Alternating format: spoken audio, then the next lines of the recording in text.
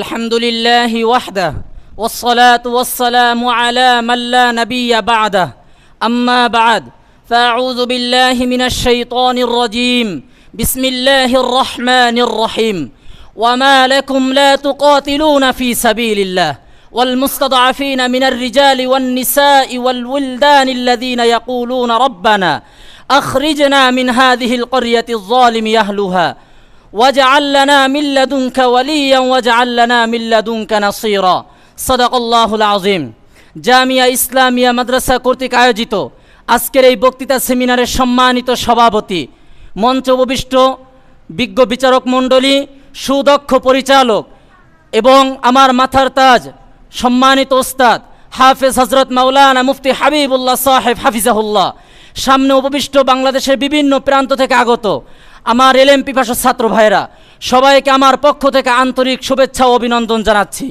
প্রিয় উপস্থিতি, আমার যে বিষয়বস্তু বাংলাদেশের স্বাধীনতা সংগ্রামে ওলামায়ে কেরামের অবদান, এই সম্পর্কে সামান্য সময়ের মধ্যে কিঞ্চিত আলোকপাত করার চেষ্টা করব ইনশাআল্লাহ।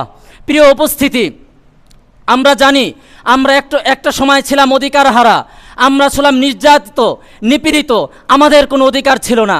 যদিও আমরা একটা ভূখণ্ড পেয়েছিলাম, কিন্তু ভূখণ্ড পাওয়া সত্ত্বেও আমাদের অধিকার বলতে একটা মানুষের যা থাকা দরকার ছিল সেটা আমাদের ছিল না। যার জন্যই আমাদের পূর্বপুরুষেরা আমাদের এই ভূখণ্ডকে স্বাধীন করার জন্য, আমাদের সেই অধিকার আদায়ের জন্য, আমাদের সেই অধিকার ফিরে পাওয়ার জন্য আমাদের পূর্বপুরুষেরা তারা সংগ্রাম করেছে, লড়াই করেছে।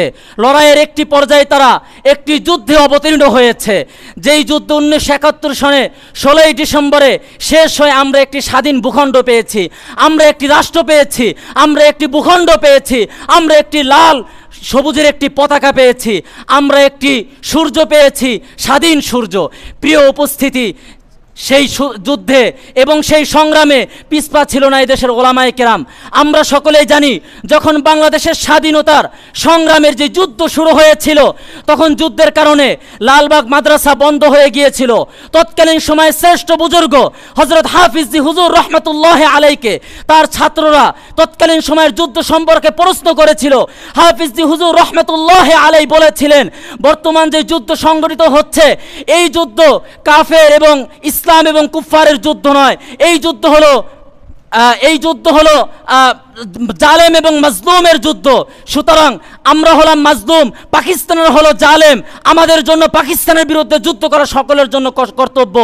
তার এই ধারাবাহিকতায় তৎকালীন সময়ে লালবাগ মাদ্রাসার অসংখ্য অগণিত ছাত্ররা হাফিজি হুজুর রহমতুল্লাহ আলাইহির সেই অনুপ্রেরণায় তারা জিহাদের ময়দানে সেই সময় যুদ্ধে তারা ধাবিত হয়েছিলেন, শাহাদাত বরণ করেছিলেন, কেউ কেউ যুদ্ধে তারা বিজয় অর্জন করে তারপরে ঘরে ফিরে গিয়েছিলেন। সংগ্রামী সাথী ও বন্ধুগণ, শুধু তাই নয়, বঙ্গবন্ধু শেখ মুজিবুর রহমান যখন শাইখুল হাদিস আল্লামা আজিজুল হক রহমতুল্লাহ আলাইকে গিয়ে বললেন, হুজুর আমরা যে সংগ্রাম করছি, আমরা যে লড়াই করছি, এই লড়াই সম্পর্কে, এই সংগ্রাম সম্পর্কে আপনার অভিমত কি? শাইখুল হাদিস আল্লামা আজিজুল হক রহমতুল্লাহ আলাই বলেছিলেন, বঙ্গবন্ধুকে তিনি সেদিন চিৎকার করে বলেছিলেন, শুনুন, আমরা আজকে মাজলুম, আজকে আমরা জুলুমের শিকার, পাকিস্তানিরা জালেম, আমাদের কৃষক, আমাদের শ্রমিকরা ফসল উৎপাদন করে, তারা যে ফসল উৎপাদন করে সেটা পাকিস্তানিরা নিয়ে যায়, তারা সেগুলো কম মূল্যে তারা গ্রহণ করে, কিন্তু আমাদেরকে চড়া মূল্যে, অনেক বেশি মূল্যে আমাদেরকে সেগুলো ক্রয় করতে হয়। কাজেই তাদের বিরুদ্ধে সংগ্রাম করা, তাদের বিরুদ্ধে যুদ্ধ করা আমাদের জন্য কর্তব্য। বঙ্গবন্ধু সেদিন দাঁড়িয়ে গিয়েছিলেন, বলেছিলেন, হুজুর এটাই তো আমার স্বপ্ন, এই জন্যই তো আমরা এই সংগ্রাম করছি। শুধু তাই নয়, তৎকালীন সময়ের সবচাইতে বড় আলেম আল্লামা শামসুল হক ফরিদপুর রহমতুল্লাহ আলাইহির কাছে গিয়ে বঙ্গবন্ধু যখন দোয়া চেয়েছিলেন স্বাধীনতার জন্য, তখন বঙ্গবন্ধুকে তিনি তার শরীরে যেই কোট ছিল সেটা তিনি পরিয়ে দিয়েছিলেন, তিনি দোয়া দিয়েছিলেন। শুধু তাই নয়, বর্তমান বাংলাদেশের ঐতিহ্যবাহী একটি দ্বীনি প্রতিষ্ঠান পটিয়া মাদ্রাসায়, সেই পটিয়া মাদ্রাসায় তৎকালীন সময়ে সেক্টর কমান্ডার এবং মেজর জেনারেল জিয়াউর রহমানের নেতৃত্বে একদল মুক্তিযোদ্ধা সেখানে অবস্থান করেছিলেন এবং সেখানে তারা ট্রেনিং নিয়েছিলেন।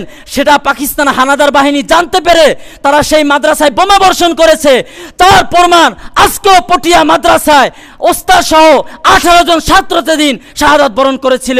কাজেই আজকে কথা স্পষ্ট করে বলতে চাই, আজকে যারা এদেশের ওলামায়ে কেরামকে রাজাকার বলে গালি দিতে চায়, আজকে যারা এদেশের ওলামায়ে কেরামকে স্বাধীনতা বিরোধী বলে গালি দিতে চায়, আজকে যারা এদেশের ওলামায়ে কেরামকে মুক্তিযোদ্ধা বিরোধী বলতে চায়, তাদেরকে স্পষ্ট করে বলতে চাই, এদেশের স্বাধীনতার ইতিহাস যদি লিখতে হয়, এদেশের স্বাধীনতার ইতিহাস যদি বলতে হয়, এদেশের আলেমদেরকে বাদ দিয়ে বাংলাদেশের স্বাধীনতার ইতিহাস হতে পারে না। ওয়া আখিরু দাওয়ানা আনিল হামদুলিল্লাহি রাব্বিল আলামিন।